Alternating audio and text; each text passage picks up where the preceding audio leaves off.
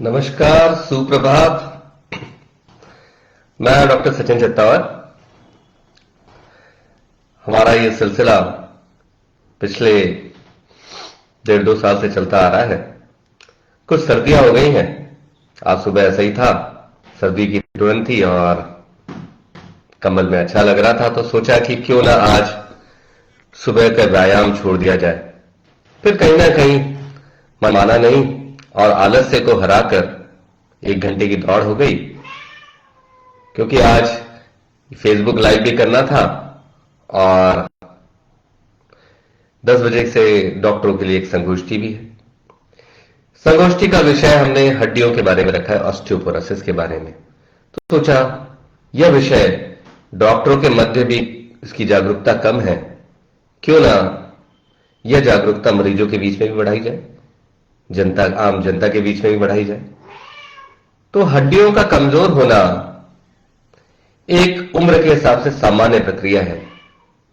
महिलाओं के बारे में आप हमेशा सुनते होंगे कि जब मीनोपॉज हो जाता है, महीना बंद हो जाता है, तब हड्डियां पुरुषों के बनिस्बत कमजोर होने लगती हैं। थोड़ा सा गिर गए, थोड़ी सी चोट लग गई और हड्डी टूट जाती है। तो यह हड्डियों का जो तड़कना, चमकना और फ्रैक्चर हो जाना, यह स्थिति जो है कई बार ऑस्टियोपोरोसिस के कारण होती है। तो जो हड्डियों का स्वास्थ्य है, बोन हेल्थ, ये एक ऐसा विषय है जिसके बारे में बहुत कम जागरूकता है और बातें भी कम होती हैं। तो ऑस्टियोपोरोसिस एक ऐसा रोग है जहां पे हल्की सी चोट लग जाती है या थोड़ा सा आपको कहीं परेशानी हो जाती है तो फ्रैक्चर होने लगता है। कई बार पीठ के दर्द से आप परेशान रहते हैं। बहुत लोगों को देखा होगा कि उम्र के हिसाब से उनको लाठी लेके चलना पड़ता है, वो झुक के चलने लगते हैं, एक कुबड़ निकल आता है। तो ये परिस्थिति भी ऑस्टियोपोरोसिस के कारण होती है। और कोई भी, हमारे यहाँ रीढ़ की हड्डी का बड़ा महत्व है। आपको मालूम ही है कि हम इंसान की फितरत, इंसान की काबिलियत, उसकी रीढ़ की हड्डी कितनी सीधी है उससे देखते हैं। तो खैर ये तो मेटाफर हो गया, पर जीवन में भी जरूरी है कि हम रीढ़ की हड्डी मजबूत करके रखें, ताकि हम जीवन में सारे झंझावातों का सामना बिल्कुल डट कर, तटस्थ होकर कर पाए। तो जो ऑस्टियोपोरोसिस का रोग है, ये जो किनको होता है, प्रायः जो है ये रोग महीना बंद हो जाने के बाद महिलाओं को पोस्ट मीनोपॉजल ऑस्टियोपोरोसिस एक कॉमन विषय है, जिसके लिए हम चाहते हैं कि 40 के बाद महिलाएं बराबर कैल्शियम और विटामिन डी का सप्लीमेंटेशन लें। और सबसे बड़ी कमी व्यायाम। देखिए, आज शुरुआत में भी, आज सुबह भी मैं आलस्य कर रहा था, फिर मैंने उठकर व्यायाम किया ही। 1 घंटा मैं दौड़ कर आया। तो ये जो व्यायाम है, ये 40 के बाद की अवस्था के लिए बहुत ज्यादा जरूरी है। मैं हमेशा कहता हूं ना कि हमारे पिताजी भी कहते थे कि भाई यंग एज में हम बहुत दंड बैठक लगाते थे, पर वो पिताजी ने अभी कहना चाहिए कि अभी भी मैं 100 पुशअप्स लगाता हूं, या मैं वॉक करके आता हूं, मैं कसरत करता हूं। ये चीजें बहुत महत्वपूर्ण है, क्योंकि जैसी जैसी उम्र बढ़ती है, आपके हड्डियों का स्वास्थ्य, द बोन हेल्थ जिसे कहते हैं, वो इंप्रूव होती है। वो बहुत ज्यादा बोन मजबूत होती हैं जब आप कसरत करते हैं, नियमित व्यायाम करते हैं और थोड़ी बहुत जिमिंग भी करते हैं। इसलिए जो भी 40 के ऊपर आ रहे हैं, बिल्कुल आगाह हो जाइए, ये सही समय है। रजाइयों में घुसने का नहीं है, रजाइयों से बाहर निकलिए, सुबह के समय दौड़िए, भागिए, कसरत करिए, जिम करिए। सबके अपने अपने शगल हैं, सबके अपनी अपनी पसंद है, सबका सम्मान है। तो ये एक्सरसाइज करेंगे तो हड्डियां मजबूत रहेंगी। दूसरी बात आती है कसरत के अलावा ऑस्टियोपोरोसिस और किन किन लोगों में हो जाता है। जो कसरत कम करते हैं, जो बहुत लंबे समय से बिस्तर पे पड़े हुए हैं, जो शिथिल हैं, उम्र बढ़ती जा रही है, जो कुछ लोग जो धूम्रपान करते हैं, तो धूम्रपान वाले भी सुनिए कि आपकी हड्डियां मजबूत नहीं रह पाएंगी।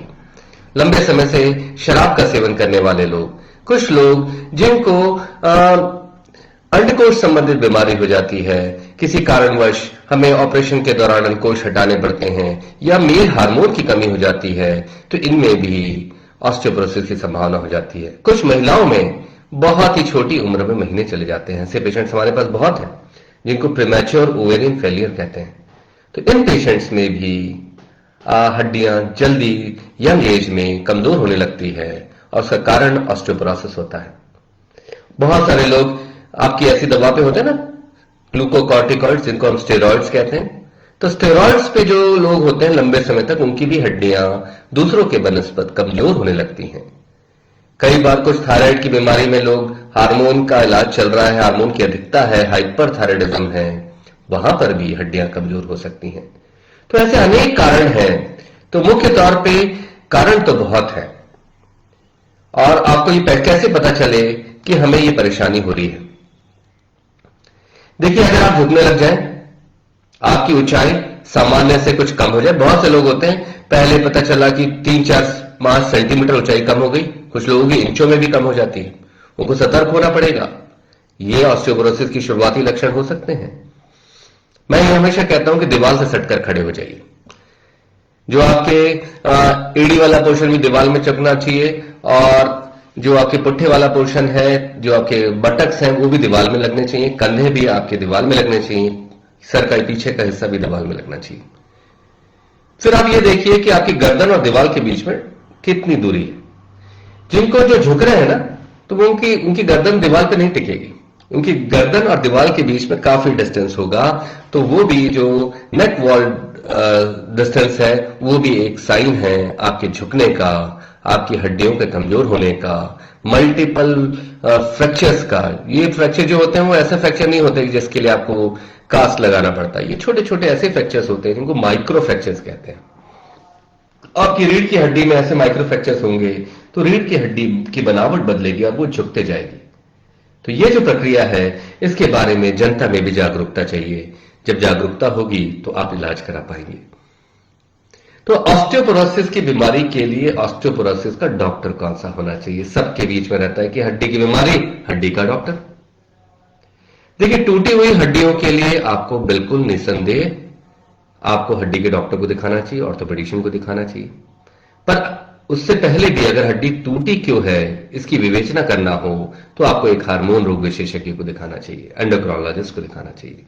वो विवेचना करेंगे कि हार्मोन के कारण ये हड्डी कमजोर हुई है, पैराथायराइड हार्मोन की कमी है, कैल्शियम की कमी है, विटामिन डी की कमी है, या कुछ और समस्या है। तो उसकी विवेचना करेंगे, हड्डियों को मजबूत बनाएंगे और हड्डी के डॉक्टर उसे जोड़ेंगे।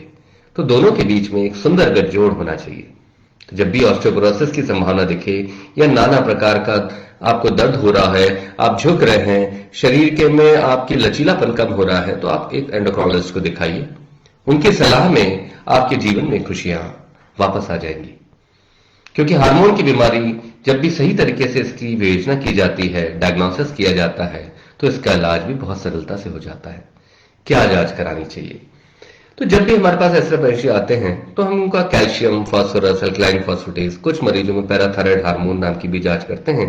और जहां शक शुबा होता है, एक गेहूं की एलर्जी होती है जिसको कहते हैं सीलियक डिजीज, जिसके कारण अतड़ियों से जो पोषक तत्व है वो आपके खून में नहीं आ पाता, जिसको माल एब्जॉर्प्शन सिंड्रोम कहते हैं।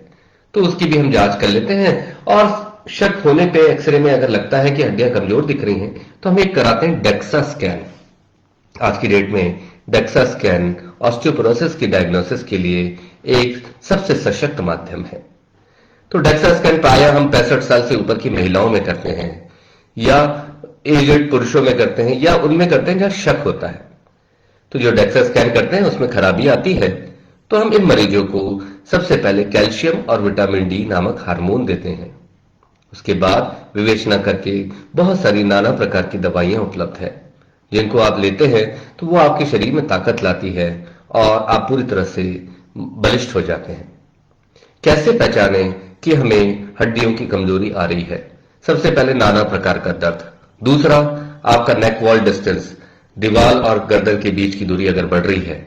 तीसरा, आप ये देख सकते हैं कि छोटा सा आपको बैलेंस बिगड़ रहा है। कई बार छोटा सा हल्का सा कुछ लोगों को धक्का लग जाए, वो गिर जाते हैं, इसको कहते हैं फ्रीक्वेंट फॉल्स। ये विटामिन डी की कमी से होता है। कई बार आपको आश्चर्य होगा, जब हम विटामिन डी देते हैं तो ये फ्रीक्वेंट फॉल्स खास तौर पे वरिष्ठ लोगों में कम हो जाता है। चौथा, फिर ये देखिए कि छोटा सा आपके हाइट के बराबर ऊंचाई में से आप गिर गए और हड्डी टूट गई, तो इसको फ्रेजिलिटी फ्रैक्चर कहते हैं। तो ये फ्रेजिलिटी फ्रैक्चर है, ये भी एक शुरुआती लक्षण है कि आपको ऑस्टियोपोरोसिस नाम की बीमारी हो सकती है। तो इन चीजों को आप पहचानें, अपने डॉक्टर को दिखाएं, सही तरीके से विवेचना होगी और रीढ़ की हड्डी मजबूत रहेगी तो समाज में आप एक सशक्त व्यक्तित्व के तौर पर जाने जाएंगे और लोग आपका सम्मान करेंगे। और सबसे बड़ी बात, हमें जीवन जीने के लिए, सबसे ज्यादा मजबूती से खड़े रहने के लिए हमें हड्डियों का ढांचा ही मजबूत चाहिए। उसके बाद मांसपेशियां और उसके बाद मानसिक स्वास्थ्य और शारीरिक स्वास्थ्य चाहिए। इसीलिए मेरे आपसे निवेदन है कि रोज सुबह उठिए, ठंडियों में ठिठुरिए मत, रजाइयों के बाहर निकलिए और कसरत करिए। कसरत करने से हड्डियां मजबूत होती है। एक गिलास दूध पीजिए, उससे आपको कैल्शियम मिलेगा। विटामिन डी के लिए आप थोड़ा बहुत धूप में बैठ सकते हैं और या फिर विटामिन डी का सप्लीमेंटेशन लीजिए। धूप में बैठना उम्र के हिसाब से इतना कारगर नहीं होता, क्योंकि सुबह 10 से 2 बजे के बीच में कम से कम 20 से 25 मिनट बैठना, इतना समय नहीं होता लोगों के पास। और बहुत से उसके कारण रहते हैं कि किसी दिन धूप कम आई तो कहीं ना कहीं विटामिन डी की कमी होने लगती है। इसलिए जरूरी है कि आप उठिए और मेहनत करिए। व्यायाम करने का प्रकार आपका स्वयं होगा। मेरे तरीके से आपको दौड़ना जरूरी नहीं है। आप अपने हिसाब से व्यायाम तय करें, जिसमें आपको रस आता हो, जिसमें आपको मजा आता हो, और फिर आप सशक्त तरीके से आगे बढ़िए।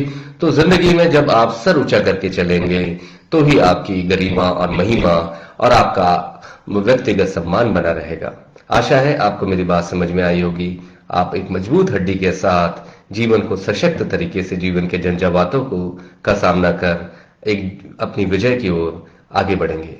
धन्यवाद।